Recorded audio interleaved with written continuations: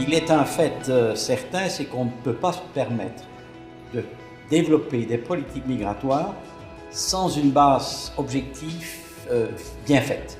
Il s'agit de faire un état des lieux de la migration, savoir le nombre de migrants, les zones de départ, les zones de destination, les transferts des fonds. Il faut prendre des mesures sur le plan opérationnel, législatif, budgétaire. Pour ça, il faut disposer de bonnes statistiques fiables et mises à jour. On a des faits, on a des tendances, et en fonction de ces faits et de ces tendances, on développe des politiques. Et on n'oublie pas a posteriori de vérifier si ces politiques ont été efficaces, parce que c'est un point qu'il ne faut pas négliger.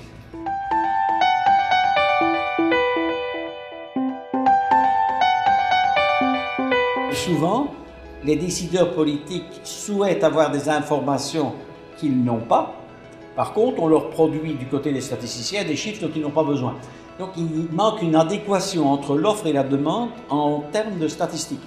Et il manque donc un dialogue entre demandeurs de données et fournisseurs de données afin de se mettre d'accord sur les meilleurs indicateurs pour justement soutenir les politiques. Bon, on a au niveau de l'Agence nationale de la statistique et de la démographie des enquêtes qui ont traité le volet migration.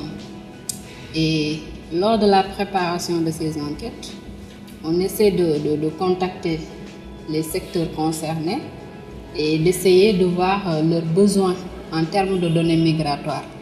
Nous avons identifié au niveau des ministères concernés des points focaux. Et la collecte se fait à partir de ces points focaux. Une fois la collecte réalisée, on envoie ces fiches de collecte au niveau de la structure sectorielle qui est ma structure, la cellule de planification et des statistiques, là où est logée la base de données.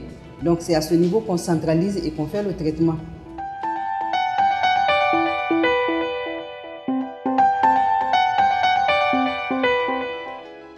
Donc, dans l'état actuel des choses, il y a eu une première série de profils migratoires qui ont été établis dans l'Afrique de l'Ouest. Ces profils migratoires sont des premiers essais. Ce qui est proposé maintenant, c'est donc un guide qui permet soit de mettre à jour, soit de faire de nouveaux profils migratoires avec vraiment des méthodes concrètes, des suggestions bien précises, parce que c'est ce qui manque. Il manque réellement un mode d'emploi. Récemment, on a le profil migratoire 2009.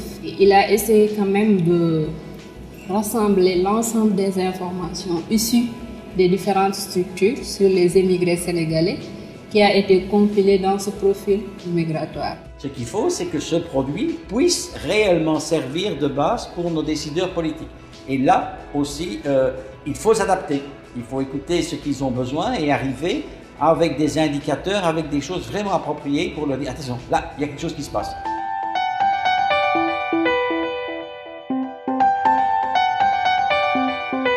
Il faut qu'on passe comme au niveau de l'UMOA par exemple, on a les critères de convergence sur le plan économique. À ce niveau également, il faut peut-être dégager des critères qui puissent vraiment amener à la convergence et qu'on puisse avoir une politique communautaire.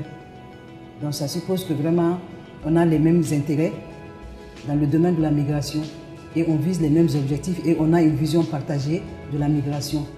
Je pense qu'il y a quelques outils à disposition. D'abord des réunions d'experts, aussi par un système d'échange d'informations et peut-être aussi des contacts plus bilatéraux, par exemple, comme on appelle ça, jumelage ou twinning.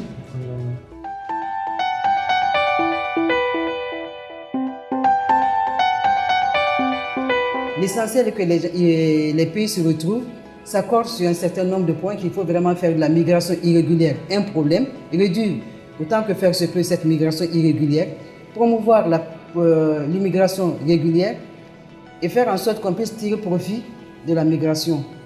Donc le processus de Rabat qui est basé sur ces piliers, qui lie la migration au développement, met sur le plateau la nécessité pour les pays de se mettre ensemble pour trouver des solutions, dégager des moyens pour vraiment résoudre un peu le problème de la migration.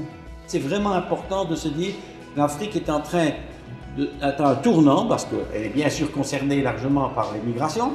Et donc, il faut à tout prix produire les chiffres, produire les indicateurs qui nous permettront de soutenir. Et pour ça, il faut des recettes, il faut des soutiens et ainsi de suite. Et c'est ça que le rôle du processus de Rabat me paraît super important.